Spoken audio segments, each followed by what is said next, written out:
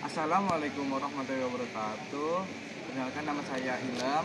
Saya di sini akan membahas podcast ya, membahas tentang bab 1 dan bab 2. Sebelumnya saya di sini sebagai host ya.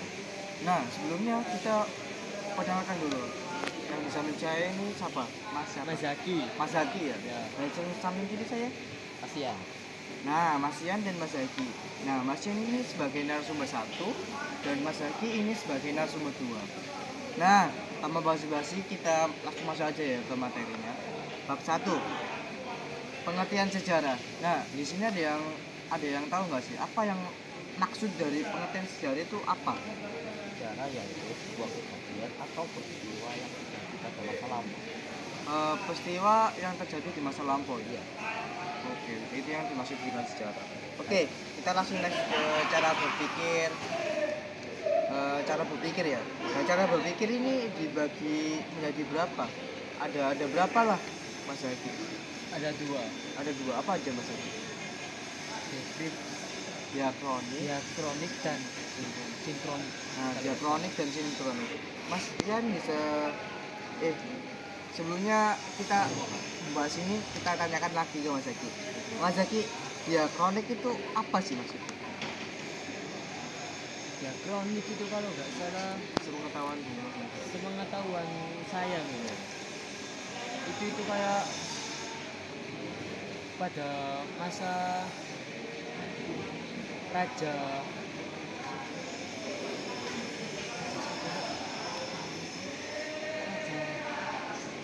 Raja, oh kayaknya saya tahu sih. siapa tuh? Raja yang muruk gak sih? Ya, Yang muruk. ya. Terus apa lagi? Terus kalau nggak salah Apa lagi?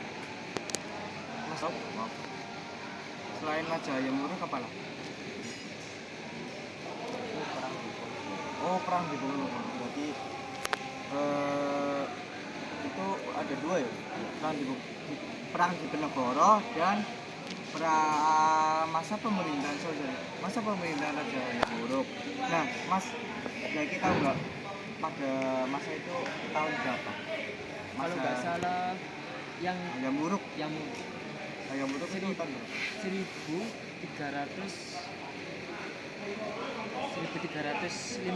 Ya. sampai dengan 1389. Nah, yang perang di Penegoro. Dan Diponegoro kalau nggak salah semua tahu aku Iya. 1850 Ya. sampai dengan 1825. Oh, sebentar. 25 sampai 30. Oh iya, iya. lupa saya. Nah, terus ya nggak apa-apa. Maklum lah, udah tua. Udah tua ya. Nah, langsung kita berpaling ke sinkronik nih. Mas Ian, sinkronik ini apa maksudnya? Yang dimaksud dengan sinkronik? Itu cara berpikir yang menyangkut pada waktu dan pada waktu di masa itu. Oh iya. Tahu nggak contoh-contohnya? Contohnya yaitu seperti penyerangan Jepang ke Belanda pada tahun 1942 dan krisis moneter yang terjadi di Indonesia. Nah, yang sinkronik nih. Tadi kan Mas Ian kan udah jelasin sinkronik itu kayak gitu kan ya. Nah, terus contohnya ada dua, yaitu penyerangan Jepang terhadap Belanda. Terus yang kedua adalah krisis moneter di Indonesia. Nah, ini saya mau tanya Mas, penyerangan Jepang ke Belanda itu bagian dari perang apa Mas? Yaitu termasuk dalam perang Pasifik. Perang Pasifik. Selama perang dunia kedua ya Mbak boleh? Iya. Oh iya. Nah, terus efeknya atau penyebabnya ini apa? Itu direbutnya Sumatera berarti peristiwa itu menyebabkan direbutnya Sumatera ya. Nah, terus ini adalah di dampaknya dari krisis moneter di Indonesia itu apa Mas? itu anjloknya rupiah, pengangguran yang seperluas, Terus apa lagi? kerusuhan di mana-mana. Kerusuhan. Gitu itu. Nah, saya mau menambahin sih. Saya ada catatan soalnya di sini. Nah, apa yang diomongin sama Mas Yani itu benar semua, tapi ada yang kurang. Yaitu adalah pengangguran tadi udah ya, sorry. Harga barang pokok itu naik drastis banget. Nah, itu udah itu aja yang saya tangkap. Nah, terus apa namanya kita lanjut ke bab 2. Kita lanjut, oke? Udah semua kan bab 2? Nah, di bab 2 ini kita akan membahas perkembangan makhluk hidup, terbentuknya kepulauan Indonesia, corak kehidupan ekonomis manusia purba, hasil budaya, dan bentuk kepercayaan. Nah, kita bahas yang pertama, perkembangan makhluk hidup. Maksudnya perkembangan makhluk hidup itu seperti dari masa ke masa. Nah, saya di sini pernah mendengar teori Harold Urey. Harold Urey itu mengteorikan terbentuknya atmosfer kaya akan molekul seperti H2O, H2, CH4, dan NH3. Nah, teori Harold Urey ini tidak sepopuler yang seperti diteorikan teori Darwin. Ada yang tahu nggak teori Darwin? Itu teori tentang evolusinya kera menjadi manusia. Oh, dari kera ke manusia ya. Nah, di sini ada yang percaya nggak teori Darwin itu nyata? Saya sih enggak. Kontra ya? Saya juga Ya, nggak setuju. Saya juga nggak setuju. Kenapa nih? Ayo, kenapa? Kok nggak setuju sama teori Darwin? Karena Apa ya buktinya? kalau ada teori ini Darwin katanya sih ya, kera berevolusi menjadi manusia. Iya. Itu sih kalau salah saya lihat.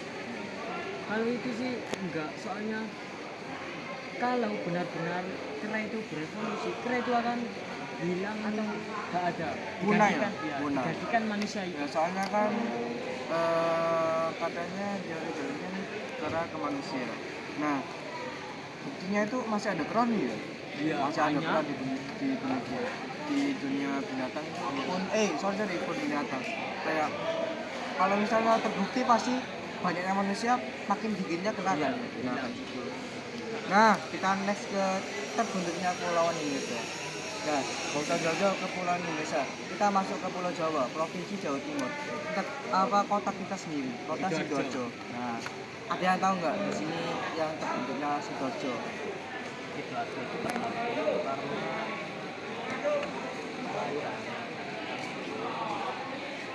dulunya perairan gitu. Perairan. Berarti Sidoarjo ini perairan semua ya? Nggak ada Iya. kayak daratan gitu. Kok bisa jadi daratan ini? Kenapa? Karena ada suatu tumpukan lumpur. Bukan lumpur. Oh, contohnya kayak lumpur Lapindo. Iya. Oke. Lumpur Lapindo. Dan saya pernah baca artikel kenapa Sidoarjo kok dijuluki dengan kota delta. Ya itu, soalnya dulunya perairan. Nah, itu Jadi ada darat. samudra. Yang apa namanya kayak Sungai Brantas itu ya, kayak perbatasannya Surabaya sama Surabaya. Nah, kita langsung next ke corak kehidupan ekonomis manusia purba. Nah, di sini Mas Ian bisa jelasin nggak tentang corak kehidupan ekonomis manusia purba pada zaman itu? Bagaimana mereka bertahan hidup itu gimana sih Mas? Sekarang ya dulu dan Nah, berburunya itu buat kayak bertahan hidup, memburu hewan gitu.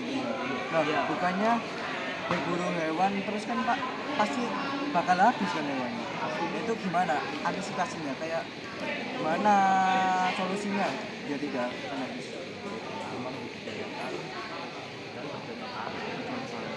Biar tidak soal melulu tentang berburu ya.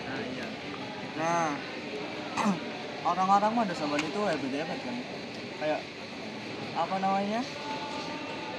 Bisa berburu itu pasti menggunakan alat kan. Iya. Nah, alatnya itu ditemukan di daerah di situ sendiri. Nah, sini ada yang tahu nggak sih hasil-hasil budaya seperti apa gitu? Tahu nggak? Itu Kapak Pringles. Jadi orang-orang dulu itu berburu dengan kapak Pringles dan alat-alat screen. Iya. Nah, oke. Nah, setahu saya itu mereka itu bertempat di goa-goa payung. Iya, Iya. goa payung kan. Terus mereka itu bertahan hidup dengan berburu. Habis berburu, antisipasinya itu bercocok tanam. Nah, sudah kita tahu cara kehidupan ekonomis manusia purba tadi. Nah, sekarang kita masuk ke bentuk kepercayaan manusia purba pada masa itu. Nah, di sini manusia bentuk kepercayaan itu ada dua, animisme dan dinamisme. Nah, di sini ya bisa jelasin ya animisme atau dinamisme. Itu lebih kayak tokoh dan dinamisme itu ke benda. Benda. Kayak misalnya mempercayai benda itu ada orangnya gitu mas. Nah, iya. Nah, itu dinamisme. Kalau misalnya roh itu kayak gimana?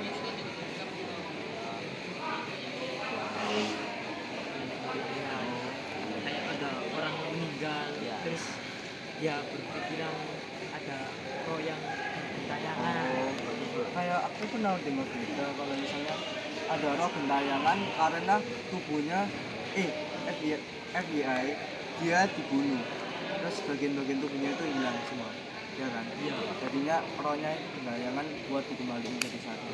Nah, berhubungan dengan ini maka manusia purba dahulu itu membuat dolmen itu apa sih mas? Ya, dolmen itu seperti apa mas? Kalau nggak salah ya, Iya. peti, tapi peti itu ada tumpukan batu, banyak tumpukan batu. Oh, kayak terbuat dari batu, Ah, terus iya, ada terbuat. bentukan batu. Itu biar apa namanya tidak gentayangan. Iya. Terus yang main hero ini apa mas? Ya itu menjelaskan. Itu begitu loh. Ya, Buat pemujaan oknum saya. berarti kayak mau muja-muja orang-orang muja-muja roh itu pakai main hero. Terus Iya. orang-orang yang meninggal itu dikuburnya dimasukkan dimasukkan di dolmen ya. Nah, iya, Yang dolmen. kayak peti mati tapi berbentuk hati. Nah, ini udah sampai akhir nih teman-teman. Makasih ya udah ngikutin kita dari awal sampai akhir. Mohon maaf kalau kita ada salah kata. Wassalamualaikum warahmatullahi wabarakatuh. Udah, El?